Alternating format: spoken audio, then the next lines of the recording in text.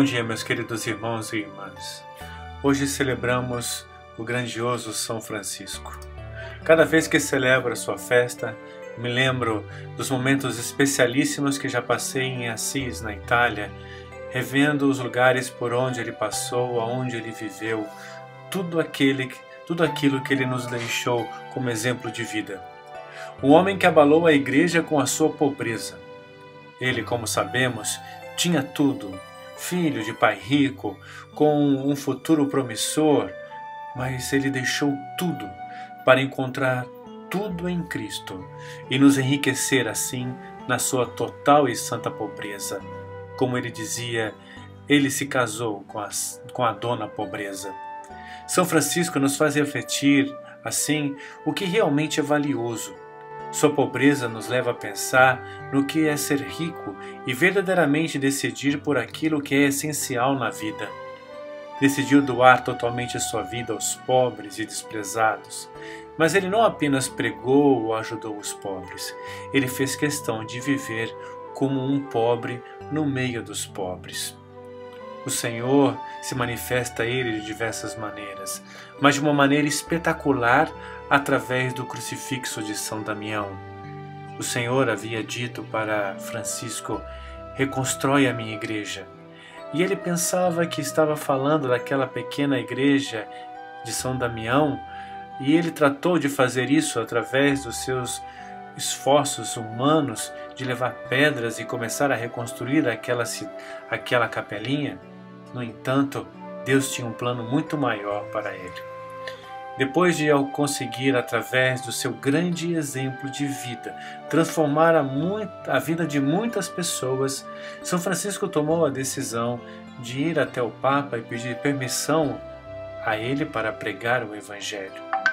Quando Inocêncio III, o Papa de então, reconheceu em São Francisco aquela pessoa com quem ele tinha sonhado na véspera, um homem que sustentava a coluna da igreja que estava desabando, ele reconheceu quem era aquele pobre monge que se apresentava diante dele com uma batina surrada que sustentava, justamente através da sua fé, a igreja de tantos abalos que aconteciam. O Papa não duvidou e disse: na verdade, é por meio desse homem piedoso e santo que a Igreja de Deus será restabelecida nas suas bases. Inocêncio desceu do seu trono, abraçou o pobre Francisco e, dirigindo-se ao pequeno número de discípulos, disse: ide com Deus, meus irmãos, e pregai a penitência segundo a inspiração do Senhor.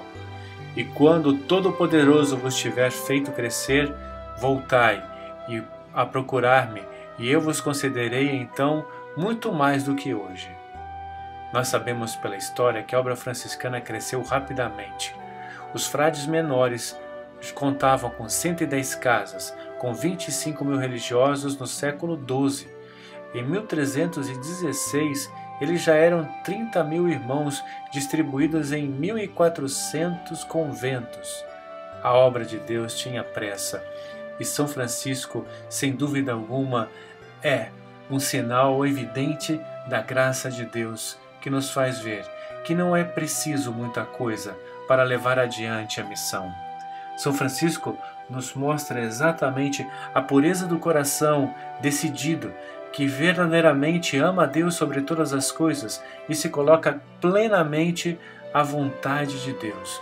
Coloca-se plenamente a serviço do reino, para que muitos possam encontrá-lo, de modo especial os mais fracos, os deixados de lado, aqueles que são desprezados pela sociedade.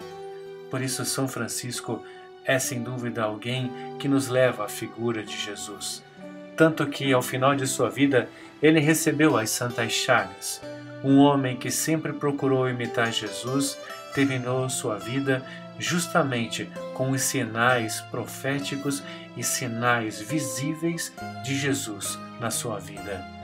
Através dele, que nós também busquemos encontrar na nossa vida o essencial e deixemos de lado tantas coisas supérfluas que, em vez de nos ajudar, nos atrapalham no seguimento do Senhor. São Francisco de Assis, rogai por nós.